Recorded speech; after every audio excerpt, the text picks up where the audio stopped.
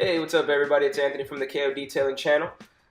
Just giving a little basic introductory video of what this channel is going to be about and what I'm going to be doing. Basically, I'm starting a detailing business. That's clean cut, nothing fancy to it. That's what I'm planning on doing, and that's what I'm going for. I just thought it'd be interesting, basically, to record my journey and trying to do this. I just kind of fell into it, bought a brand new car, was detailing the heck out of it. Everybody was enjoying the way it looked. I started detailing my friends' cars for free, and they were loving it. And something clicked in my head. I'm like, this is actually a potential profitable business opportunity. So I just started doing some research, and sure enough, a lot of people like getting their cars detailed. So what I'm about to kick back into reverse is a 2019 Nissan Altima. Not super filthy, but it is still pretty dirty. This is a car for my community, and we park under these trees that once a year they start releasing all this crap and sap and stuff all over the place, and it's all sticky and it just messes up the finish of the car. So GoPro hopefully will pick it up. Yeah, you see it right there. So all the water spots and all that crap just got to come off. So yeah, I do feel the need to kind of mention that this is an experimental channel. I am learning myself, as I said before.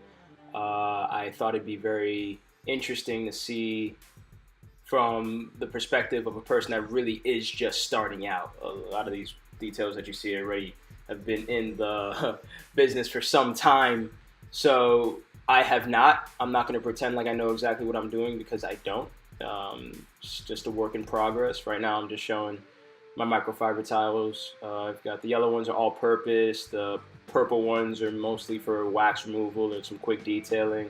Got some ones for the interior specifically. Those on the side right there that I'm showing right now are just for the windows and the windshields. And the ones up front, I don't know if I'm going to show them, but if the ones up front are just for that grimy work. Those are the new ones. Right out the package if I need to grab some more of, yeah. The ones up front just from grimy work, like the rockers or wheel liners, anything like that. These right here, just my chemicals. Everything here is off the shelf from Walmart. Nothing expensive, nothing fancy, super clean. Guys, super clean, get it. I'm just going to recommend that. That is awesome. That's just an all-purpose spray bottle I got there, some tire shine, all the stuff you can buy from Walmart right off the shelf.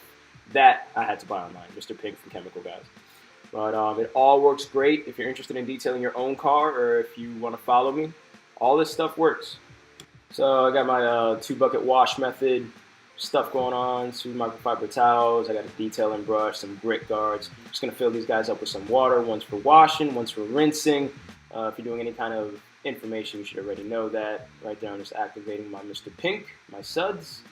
And I'm gonna start off on the wheels. I'm not using the bucket. I'm using some brushes and some Armor All rim and tire cleaner. The stuff is actually pretty awesome and cutting through all that brake dust and grime.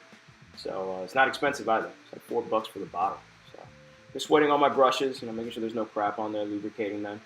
And yeah, I'm gonna go to town on the tire in a second. There we go. That's a nice brushing. Guys, I do want to mention one thing that I did learn. Make sure you are following through with the task at hand. If you are washing the wheel, you are washing the wheel. If you're washing the lug nuts, finish the lug nuts. Don't be jumping around. Be very formulaic. And make sure you finish the task at hand. It's very easy, especially when your brain's rushing and you're trying to, beat the clock, to get very messy and very ADD with your methods. Make sure you are sticking to one task and one task only, finishing it to completion before you move on. Yeah, so just finishing this up right here. Nice rinse, perfect. Just gonna do the other side now. You saw how I left my caddy over there? Yeah, I'm trying to not do that anymore. It's such a pain to leave it on one side and then come back for it. One thing I'll just mention about efficiency and trying not to work over yourself, it's just small things like that. So just cleaning this off, making sure everything's nice and pristine. Yeah, rinsing this one off, and that one's all done. Alright, so fast forward, I'm finally rinsing off the entire car. If anybody has any questions, I did do the wheels first because of all the overspray that comes off of them. It does like to hit the body. There's really no need to hose down the car if you got to do it again. That's one of the things that I like to say, that you don't work over yourself. See what I just did? Not that big of a deal, but I should have done that before I started hosing the car down. But back to the wheels, yeah, so there is overspray. You clean the heck out of the wheels, you look up, and the fender and the quarter panel has a bunch of crap all over it, so now I'm just hosing all of that down. And now I'm finally moving on to washing. Just dip my microfiber mitt into MR.PINK. Got it all nice and sudsy, making sure I'm washing the car from top to bottom. Not only does it make sense because gravity points downward, so all the dirt's going to be falling downward, but you're not throwing any kind of nasty, grimy, paint scratching contamination from the bottom of the vehicle and throwing it up on top of the hood. So I wanted to leave that in. If you guys missed it, I threw my microfiber mitt back into my cleaning bucket after I washed the car. That's a no-no.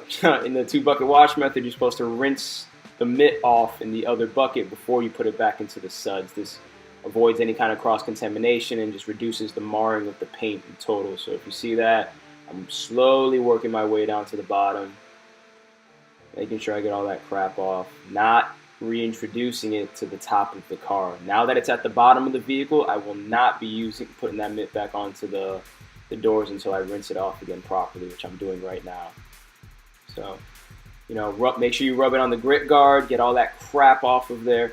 And what I'm doing right now is I grab my detailing brush and I'm just getting all the crevices, anything that might still be holding any kind of dirt. And now just simply hosing down any of the soap and suds, making sure I'm getting all of it down there. Very nice. This MR.PINK stuff, by the way, is dope. This is my first time using it. This stuff is good. This stuff is really good. It comes off easily, gets nice and sudsy, and it looks like it does a nice clean job. So now I'm just doing the windshield and working my way down onto the hood. It's dripping. By the way, it is love bug season out here in South Florida.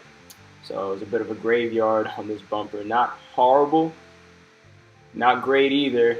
They've been sitting there for a while. Unfortunately, it did mar the paint a little bit. Even when I took them off, I saw it left that stupid hue that these bugs love to do. They're highly acidic, so they bite into the clear coat.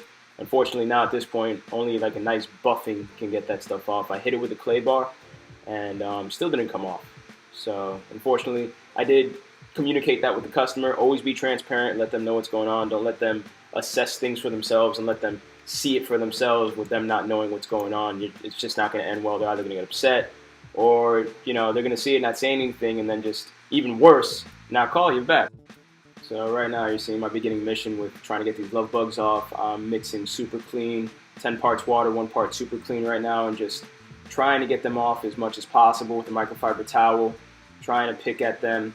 I thought I was making progress, and I thought I actually had gotten them all off, so I started washing the bumper, and it turns out that there was still a lot left over. So once I rinsed the car off, I actually dried it, then I was like, oh no, there's still a lot there. So I went back to town on them with some quick detail from chemical guys and a microfiber towel.